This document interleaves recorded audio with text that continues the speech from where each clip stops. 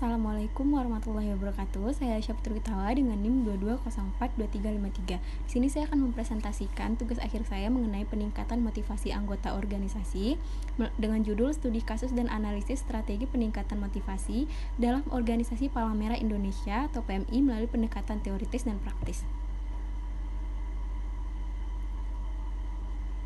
Motivasi dapat didefinisikan sebagai proses yang menjelaskan intensitas, arah, dan ketentuan usaha individu untuk mencapai tujuan. Dalam konteks organisasi, motivasi adalah kekuatan pendorong yang membuat individu bertindak untuk mencapai tujuan organisasi.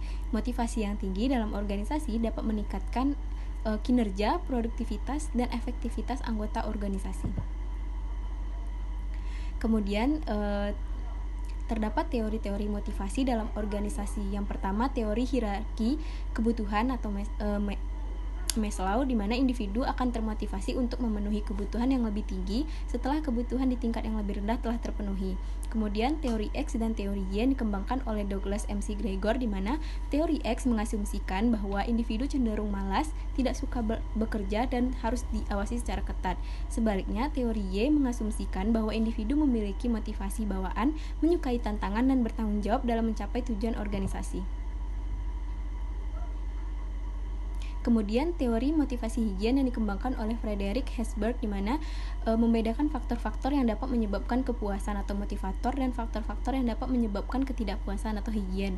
Kemudian teori pengharapan yang dikembangkan oleh Victor Fromm, di mana instrumentalitas mengacu pada keyakinan bahwa kinerja yang baik akan diikuti oleh penghargaan atau imbalan yang sesuai.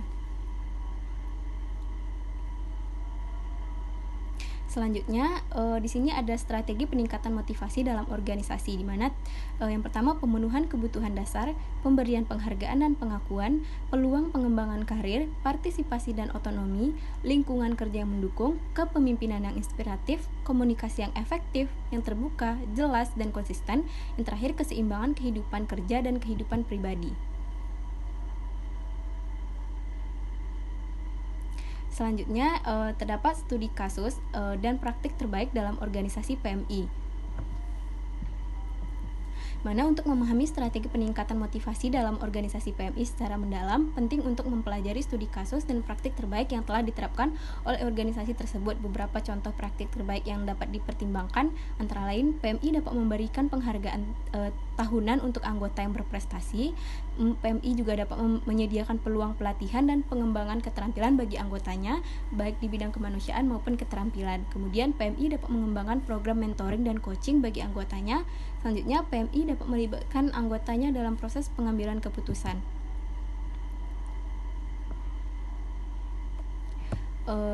Baik di tingkat lokal maupun nasional. Selanjutnya, organisasi perlu memastikan bahwa lingkungan kerja yang aman dan nyaman, penyediaan peralatan perlindungan diri yang memadai, fasilitas kesehatan, dan dukungan psikologis bagi anggota yang mengalami trauma atau stres akibat situasi darurat. Kemudian menyediakan waktu cuti yang cukup.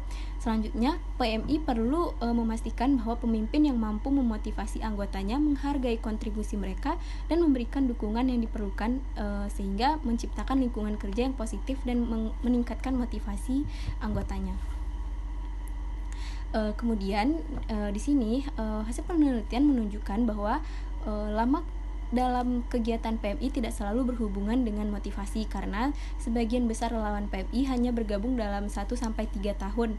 Nah, sehingga pentingnya dukungan keluarga dengan motivasi pada relawan PMI, karena keluarga bersifat menghibur atau penguat, yang dimana penguat perilaku yang mengarahkan keyakinan bahwa individu merasa dicintai dan dilindungi.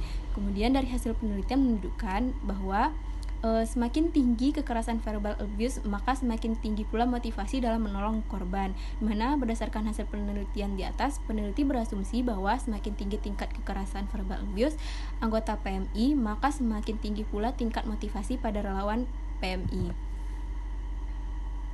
Kemudian dapat disimpulkan bahwa pengalaman mendapatkan kekerasan verbal memberikan dampak yang signifikan terhadap motivasi relawan kesehatan dalam menolong korban gawat darurat bencana maupun sehari-hari. Nah, faktor-faktor yang mempengaruhi motivasi anggota dan relawan di PMI meliputi lingkungan kerja, penghargaan dan pengakuan, kesempatan pengembangan diri, dan hubungan interpersonal, di mana strategi-strategi yang telah diterapkan oleh PMI seperti program pelatihan, penghargaan, dan kegiatan kebersamaan menunjukkan efektivitas yang bervariasi, di mana pendekatan teoritis yang paling relevan dan efektif dalam konteks PMI adalah teori motivasi Herzberg dan teori kebutuhan Maslow yang menekankan pentingnya pemenuhan kebutuhan dasar dan kesempatan untuk pemenuhan pribadi. Baiklah, sekian hasil presentasi dari saya. Apabila ada kesalahan mohon dimaafkan. Sekian dari saya. Assalamualaikum warahmatullahi wabarakatuh.